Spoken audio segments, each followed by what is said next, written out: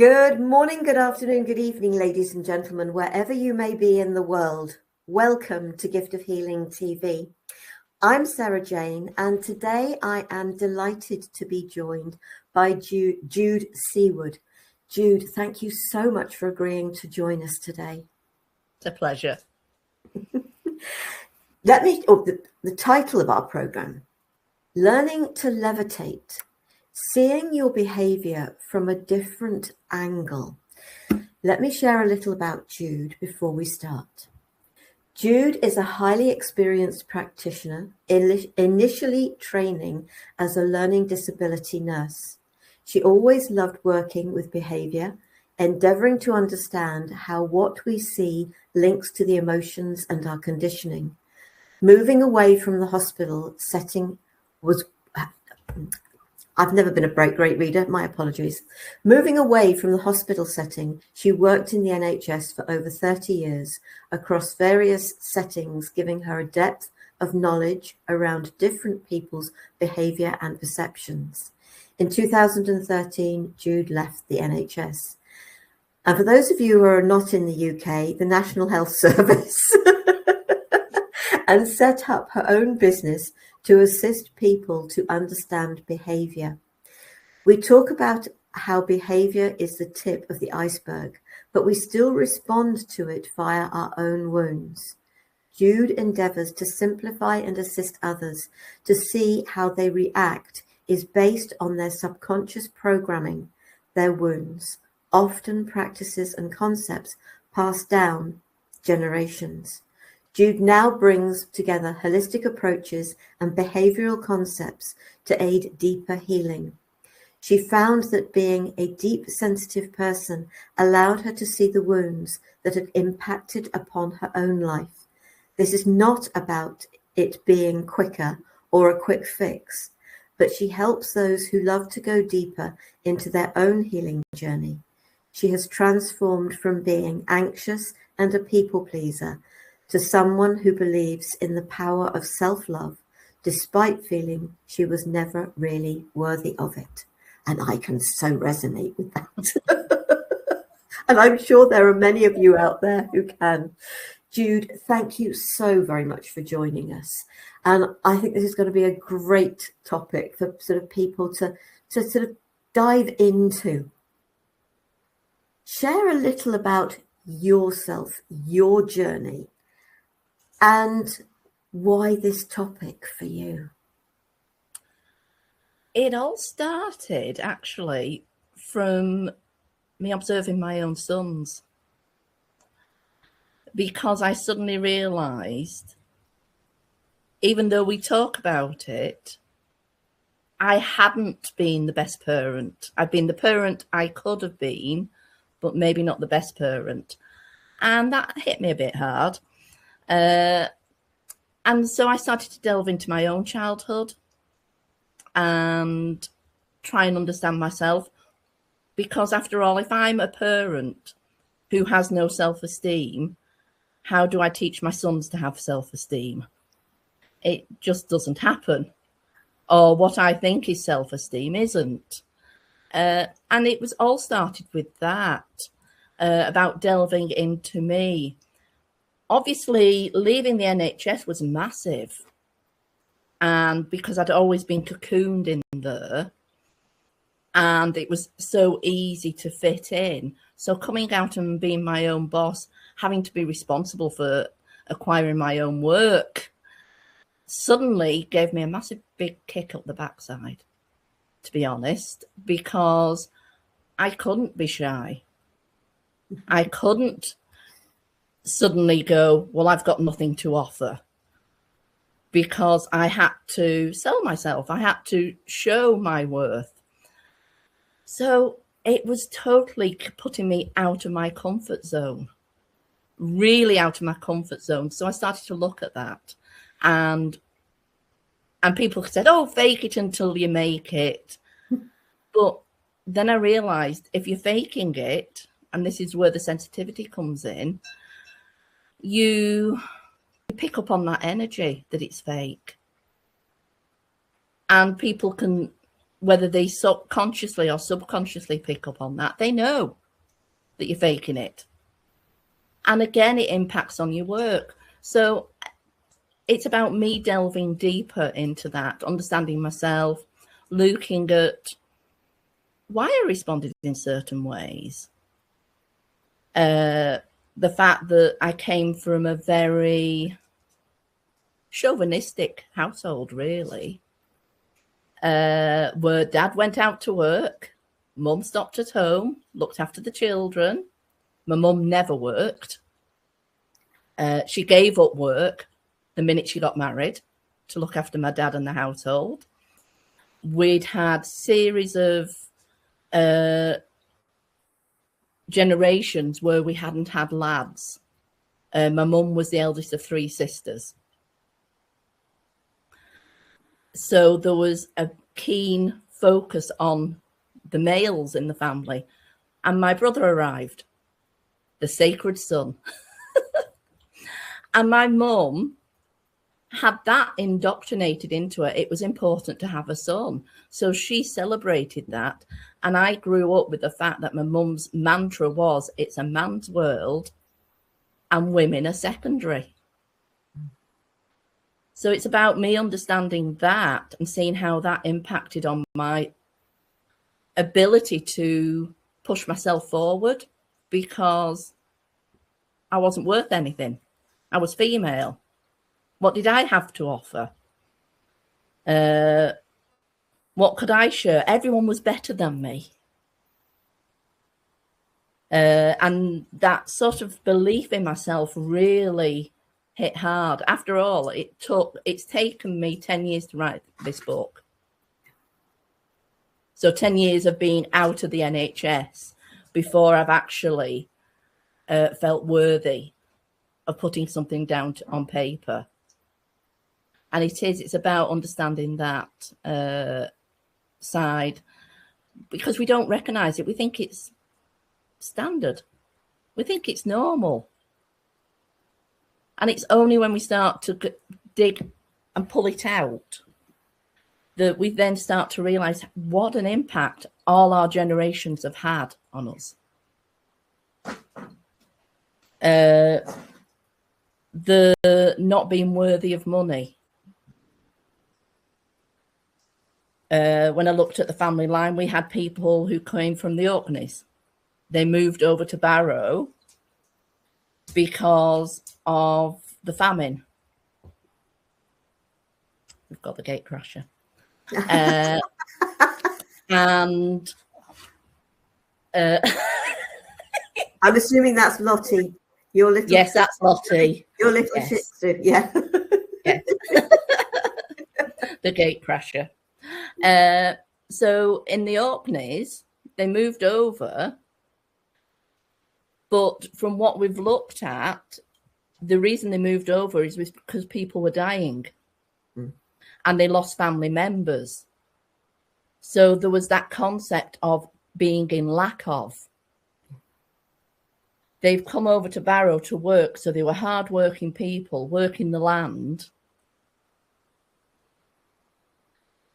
But then there was none of that self-care. Yeah. So our family was very much that lack of self-care, hardworking, stubborn, very headstrong people, and work was the focus. So it does make a very interesting conundrum and sort of melting pot of things, because everyone says they talk about trauma, and it could be abusive childhood, it could be sexual exploitation, it could be abandonment. I actually initially couldn't have said there was any of that. I had a mum and a dad that stayed together, didn't really fight that often. I had everything I needed and cared for. We had food, we had toys, we had holidays to Wales. But yet behind that, there had been certain incidences which caused a level of trauma, because where the trauma came in was my family did not bother about emotions. We were the traditional British family of you push them down, you push away your emotions. So having me turn up in the family, an emotional female who's quite empathic, was probably a bit of a nightmare for them.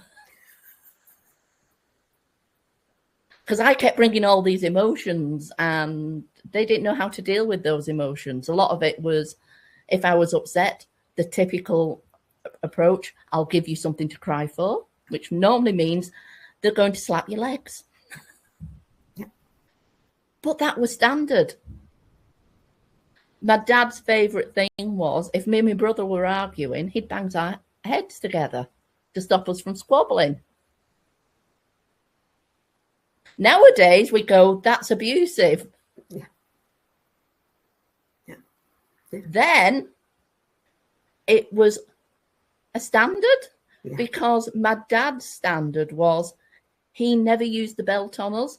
He never really spanked us. He never did anything like that. We weren't sent to our bedrooms. We weren't sent without food. So his standard, from what he was used to, was a very physical impact. And where food would be denied, he was sent to his room. He wouldn't have the food or drink. And that side, so he felt he was doing better by us because he wasn't doing any of that. But it would leak out in other ways. Yeah. And that is where we don't realise it, because we just think it's normal. And as we go through the generations and society's change, we've realised that some of those things are wrong. Like I had a discussion with someone that I opened the book with, talking about a paddling pool incident when my dad puts a pitchfork through a paddling pool. And someone said, well, he was obviously very angry. And I went, no, he wasn't. That is the scary thing. My dad wasn't very angry. He'd had enough, but it was a very controlled and purposeful thing he did. It wasn't out of control. It was very controlled. And there wasn't that anger part there where it was out of control.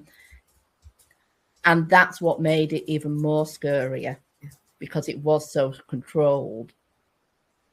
And that is because he was so emotionally controlled, self-controlled.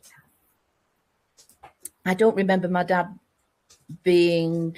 I knew when he was happy, but I don't ever remember seeing him belly laugh or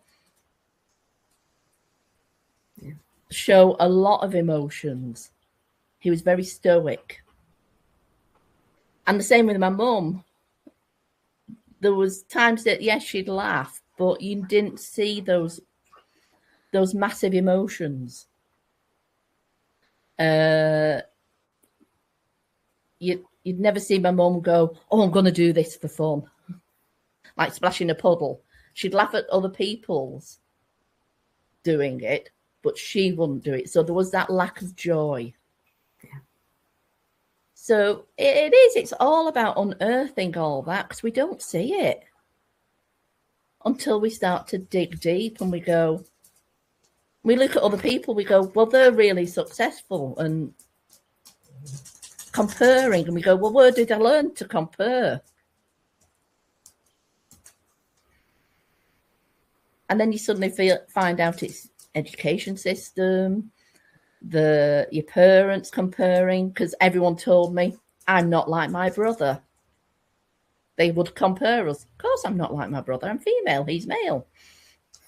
So because my brother was clever and bright and popular, if I'm not like my brother, then I'm not clever. I'm not bright. And it's all these little things that come up that our brain then processes it. So, yeah, it is. It's about unearthing all that and finding out. It's really important to realise that our normal is what goes on within our family home. But it isn't necessarily everybody else's normal. No. And I remember a couple of years ago, it might have been a bit longer than that, my two sisters and myself got an evening when we spent talking. And we talked about different things to do with childhood, etc., and feelings. And you'd think we'd been brought up in 3 different families. Because the 3 of us are so different. And I was born, my next sister actually died at 9 weeks old. So when my middle sister was born, things were very different because Julian was classed as a cot death initially until they did the autopsy and discovered that the hospital had missed something. But we're talking 66 years ago, so we are talking a very long time ago. But every time my middle sister whimpered at night because of the initial classification of cot death, they weren't running.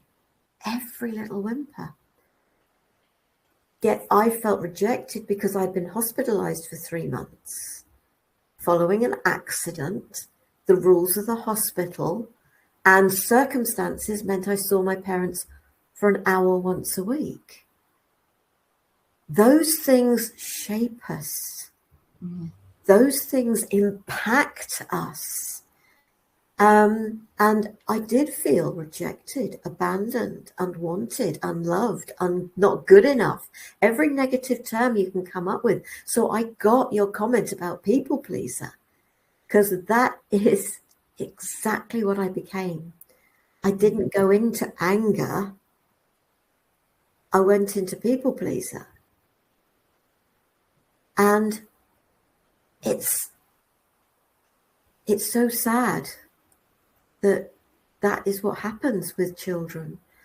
But you're talking about sort of, going back into your history, but more modern history, the Second World War.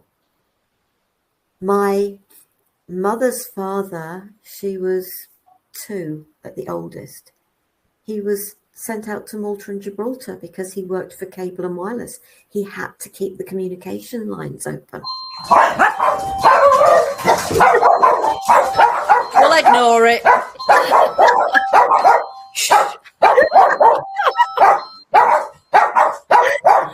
Nothing due to be delivered either. All right, okay. They can leave it on the door. Yeah, if there is something there. And this is what I love about these programs, guys. They're real. Yeah. So she didn't see her dad for 7 years. He was 9 by the time he came back. And my father's mother died when he was 5. So both my parents technically lost a parent. Yeah. But then what did my grandmother go through?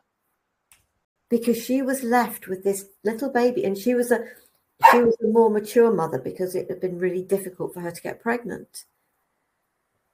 And she was a gardener. She grew her own fruit and veg, and she kept chickens and she kept rabbits for the meat and the eggs, as well as the fruit and veg. She was a qualified nurse.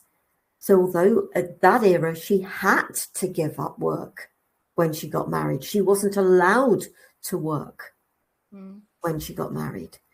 But she then still supported the local doctor and the local hospitals because of her training and her abilities and her knowledge.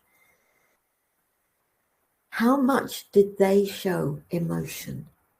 They hadn't got time for it. And so I totally get it. And those of you that listen to this, I think the important thing is to do is not only to look at ourselves, but to learn what we can from our history. Can we talk to a mother, a grandmother?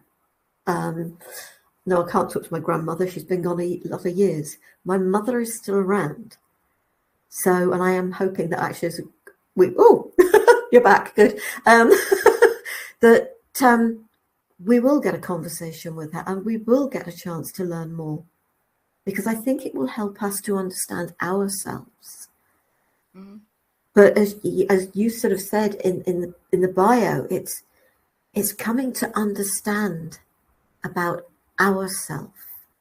Yeah. What has happened to get us to where we are, and how much of that can we unpick to find out who we are? Yeah. Well, it's similar because if we don't have the skills and we don't develop the skills to deal with different situations, we then become adults who then react to those issues. And one that always stuck with me was, and I never understood why, it was always, if I wanted something, my mum would go above and beyond to try and get me some whatever it was. And I remember one time I wanted this puppet. It was a monkey, and we went to Southport and we couldn't initially find it in the shop. And then the woman said, I'll go upstairs, there might be one in the back. And my mum was really terrified because I might be upset or disappointed. And when we spoke to my mum about her childhood, she said that she once got this China doll. She didn't want to give it her sister to have a look at, but she was made to. And within seconds, her sister had dropped it and smashed it on the floor. So my mum never wanted me to feel that disappointment. She knew what it felt like. So and because it brought up that trauma in her, she then avoided me having that experience, which then meant as an adult, once I got disappointed with something, it hurt. Yeah. Because I'd never built up that resilience and those skills to deal with disappointment or to reframe it. So not getting what I expected, not getting things the way that we think they should be, actually had a huge impact on how I felt. But I didn't understand why. And it's all those types of things we just don't realize, because I never had the skills to deal with that. Because as a child, I didn't experience it. I was talking to a family today, and the child is very confident at leaving the family and walking away. But they're very good at following him and knowing where he is. So he's never had that experience of turning around and going, oh my God, where's mum and dad? Yeah. Because mum and dad are always there. Yeah. And I said, he needs that experience in a very safe environment, so he then can learn those skills of how to cope with when mum and dad aren't there. Because yes, he's only 3, going on 4 now, but he's not going to pick those skills up if mum and dad are constantly there. And when he's getting older and going to high school, it's going to be a problem around heightened anxiety, because he's not going to have broken that attachment. And it's almost as if he needs to go through that. And mum and dad had that difficulty to clear their heads. They knew that, yes, I was right, but they were like, but we can't do that because it's going to upset him. And so I had to then get them to look at, okay, when's it happened to you? Yeah. What did you learn from that? Yes, you're not comfortable with it because maybe you were told off. How dare you run away? How dare you wander away? Get the legs rattled and all that type of stuff. But I said, I'm not saying that you react in that way. You make it staged. So then you can help move the child through that emotions and to understand it. It's okay if mum and dad went out of sight. Because there are people around who can create that safety and go to the security person. And it's those type of things that we then build up from our experience. But if our parents don't allow us to have that experience, we have a gap in our learning. And it's those type of things as well that we just don't realise. I think I almost had the opposite experience to you about the I want, because we were always brought up with I wants don't get. But then they turn around and say, but if you don't ask, you don't get. What they didn't do was explain what the difference was. And it's actually potentially only a couple of years ago, it suddenly, the light bulb went on about what the difference is. I want is a demand. You are going to. I've got to have it. And I'm not getting at you. I'm really not. No. But this was, whereas, please may I'd really like, can I? So if anybody says to me, what do you want? My reaction tends to be nothing. Because there was absolutely no point in wanting anything. So I was in that reverse place. And I'm still in that place of that those words want and need. Please don't use them with me, because I don't like them, because they make me very uncomfortable. Because if I ever said I wanted anything, I never got it. Yeah. And so it's great because we've been able to share this from two totally different perspectives. Yeah, and it's totally different. And it just shows the difference of how families can change things so much. Yeah. And how we can overcompensate. Because that's what my mum was doing, was overcompensating. And in a way, she was doing that people pleasing. Yeah. She wanted me to be happy. Yeah. But again, we always had the borderline. I wouldn't say we were ever spoiled. We're definitely not spoiled. But if you wanted something, there was always things that we had to do to earn it. So it wasn't a case of you were given something straight away. You had to earn it. Whether it was saving pocket money, whether it was doing chores, whether it was... But even then, doing chores was a nightmare because I never did them right. My mum was a very critical person. That was her natural default setting. But it's interesting when we just start to pull things out. And at first we feel wrong to sort of sometimes criticize our parents. And I've sat down with my son and gone, I'm sorry. I know I did things wrong. And as he said, he's now old enough that he can correct those things and he can see it from a different angle and start undoing it. So I suppose that is the difference. And we've had these conversations between us where I've been able to say, well, this is how I was feeling inside. I didn't express it right at the time, but what you saw was this, but it was this emotion. And we can have those very, very mature and logical conversations where I can apologize about not boosting his self-esteem. And he was like, well, you don't look after yourself anyhow. So it's interesting how we can then change it, because it is literally one of those, the minute you change, it does have that ripple effect. It gives the rest of your family members that permission to change. Yeah. And even my son will say that I'm not the same person that I was years ago. He's read my book and he's like, it makes sense to him. It makes that logic. He can see how things have all fitted together.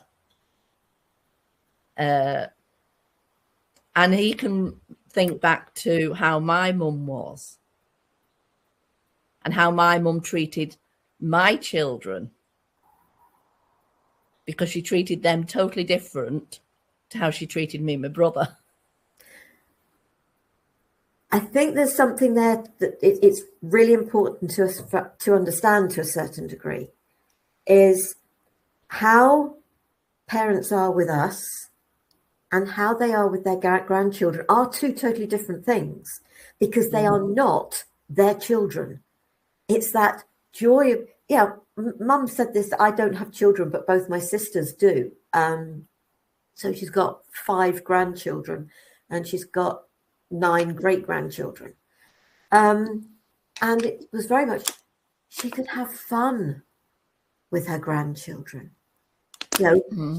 Whereas taking us out for a walk, it was, don't go jumping in the muddy puddles. When she took the grandchildren out, it was in complete encouragement to do that. Because, okay, by then washing machines were considerably more existed than they were when we were kids. But it was just like, it doesn't matter if they get a bit mucky. The stuff can go in the washing machine. It's easy enough to sort out. It's very different because as a grandparent, you get the more fun stuff. It's not... I actually felt jealous at times of my own children because they were getting all the fun stuff. Yeah. And I wasn't. And to have that jealousy come up in me was very strange. But again, it was one of those things that I had to address it. Yeah. And once I'd got the tools to address it, it was like, oh, right, why am I feeling jealous about this? Whereas previously I would have gone into the behaviour of jealousy and been that little child with a bit of a strop on, but done it in an adult way. And we think this is the way to behave. And it's like, no, it's not. It's the way to behave through our wounds. It's not how we should behave. And then we wonder why relationships don't work and friendships break down and we don't get as far as we want to in work because people pleasing hasn't got us there. Because actually the managers wanted people to stand up to people and be bolshy. It's a confidence, isn't it? It's having the confidence to say no. No, that might work for you. It doesn't work for me. But I would like to go back to one little thing that you said about the criticizing our parents. It isn't, I don't think, about criticizing them.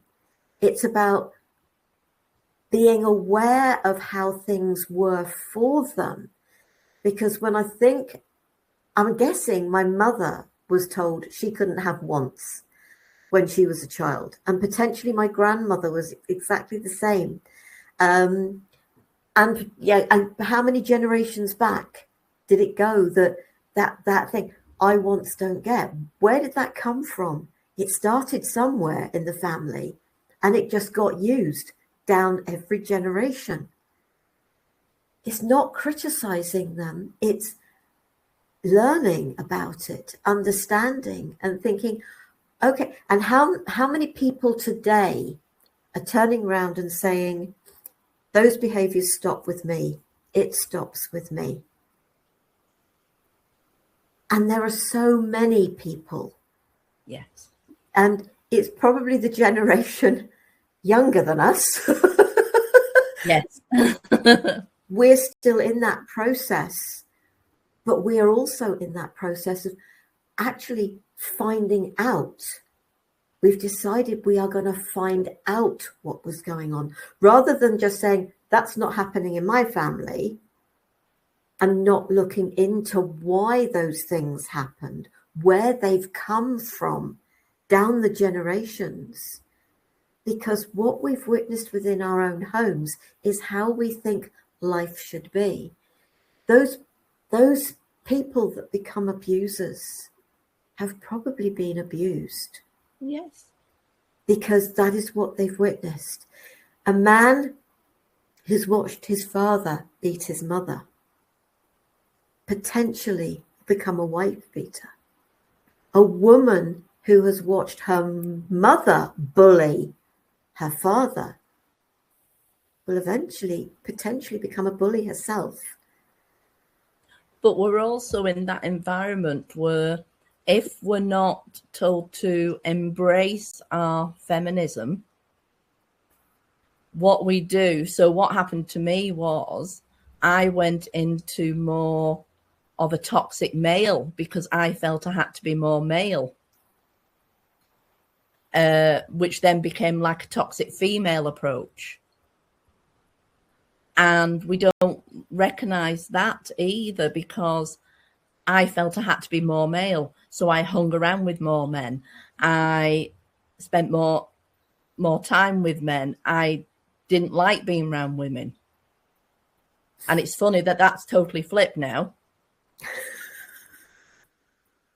I've got more female friends, but I've had to then have the experience of being with catty women, what you would have learnt in the schoolyard, because I didn't, and I would have been able to spot as an adult, I've now learnt again and gone through again because I didn't choose my friends wisely. So I had people who bullied me and picked on me as an adult, and it was like, oh, and how to manage those situations. So it's quite interesting. And it's about sitting with yourself and going, what is your journey? Because when you look at your journey and then you start digging backwards and looking at your parents and just trying to understand what lifestyle they had, like you said with your the wanting, there was probably a very poor background at one point where wanting something was heartbreaking. So to avoid that, it was, you bring up the children, don't bother wanting anything because it's not going to happen. And that's how it sort of starts in the psychology, and we get it passed down generations. Yeah. That we don't know. And it's like you said about the criticizing. To me, I don't see that as a bad thing, because I lived in a critical home. So everything was, so to me, criticizing and analyzing goes hand in hand. But that's my psychology and my understanding that there's different levels of criticism, and people think that sometimes reflecting back and going, my parent didn't do this. My brother has a problem that sometimes he still sees it through rose-tinted glasses. Whereas for me saying, well, actually our parents they were good, but they weren't the best that they could be. People see that as a criticism. It's like, no, I'm just looking at it at what's been carried on. So again, it's that sort of seeing how things again are different. Yeah. And that's what I love about having conversations, is that it's it's not a problem word for you, but for so many people, the word criticism would be a problem. And I just have so few memories of my childhood because I was just such an unhappy child. Why would I want to remember it? So it was definitely the people pleaser, and it had to be perfect. And if it wasn't perfect, I wouldn't say the word criticize came into it, but it was just like, no, things were being moved. And it was just like, and my parents had a small hotel. But I do remember when I started to wake up to, why have I been the way I've been?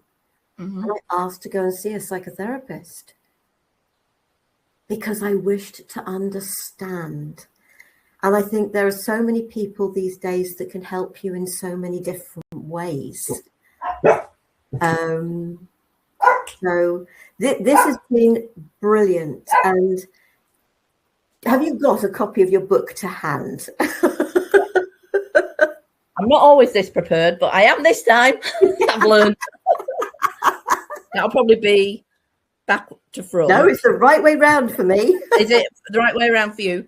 Now, this shows you my mum and dad were perfectionists. And if you can't do it right, then you don't do it at all. Another phrase that they used a lot. There's a spelling mistake on the front of this book that I never realised. It has now been changed, but this is a first edition. But I don't care. The spelling mistake's in the book. I don't care. I'm proud. I wrote this. The old Jude would have been mortified, would have thought it was a failure, would have thought it was another sign of not being good enough. And all the faults in it, it isn't about the faults. I actually did it. For someone who's very private and very shy, as someone said, I bared my soul in this book with a view to help other people. Yeah. Because if I can change that much, then other people can as well. And it's good like that. But yeah, so I don't care. People can criticize it. I know I've done the best I can, but I know my second book will be better. Because I've learned so much from doing this one. So is the book on your website? It is on my website, which is Simply Misunderstood. And there is a link there, but you can get it on Amazon. Yeah. So it is on Amazon. Excellent. There we go.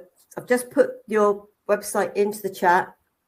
And I'll make sure that the website is up under the video on YouTube. So if you're watching on YouTube, folks, it's in the information below the video. Jude, this has been great. Is there anything, and we've talked about so many different things, and a topic that actually, is, I suppose, if you like, also very close to my heart, but I think close to a lot of people's heart, to be perfectly honest. Is there anything that we haven't touched on that you'd like to share before we finish? The only thing that I'd probably say is if people want to get in contact, feel free. I'm on Facebook under Jude Seaward. I'm in the process that it'll probably be next year, setting up a group which will act as a support group that people can come in and we can do lives on there and chat about things. And there might be people tell me off the same might. There will be workshops eventually, because at the moment I'm still doing this is sort of like the transition part. Ideally, I want to concentrate more on this and supporting people delving into how to use your own awareness of behaviour, your perception and your emotions to pull them all apart and go, right, this is what I need to learn. So I want to go more into that side. See, I'm using the want word now. But that is my transition part. So, people feel free to contact me on Facebook, send me a message, if there's something they're not sure about, or they've read the book and they go, I've got this question, feel free. And we're all here to help each other. Yeah, 100%, which is why I do these programs. Is there a contact page on your website as well? There is. Good. There is. So that has what I call my professional, because the website is my professional one. It's more the one where I've been doing the behavioural. But again, this is the stuff that I've worked with the parents, and I'm seeing a lot of, because I'm working with a lot of grandparents who are bringing up the grandchildren, and I'm seeing again the same issues coming through, and trying to get them to become aware when they might not be holistically aware of things. It's quite interesting. Oh, absolutely. And we are at the tail end of 2025. So we're talking about hopefully those courses, etc., being available in 2026, which is just around the corner. Yes. Yeah. The idea is to get the group up and running in 2026. There you go. You put it out there now, girl. Yes. Yes. Can't back out now. I'll have to keep myself accountable now. We've told the universe. Yes. We need to fill it.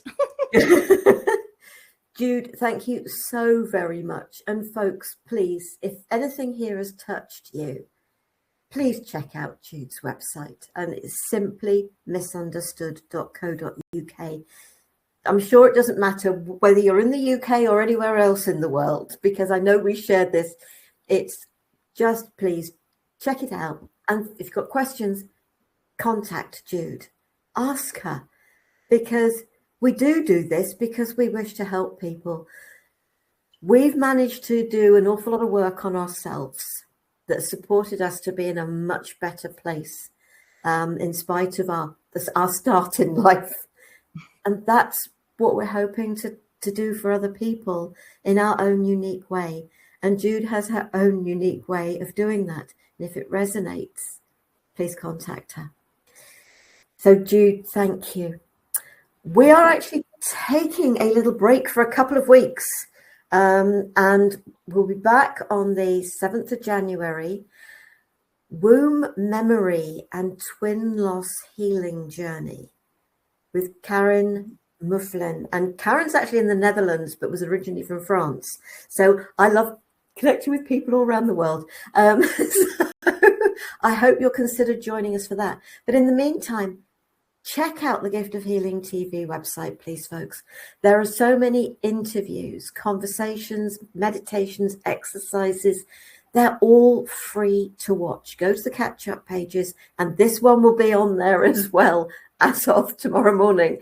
So please do check out what's on the website. Just because we won't be around live for our weekly live program doesn't mean there isn't a whole lot of information you can check out there.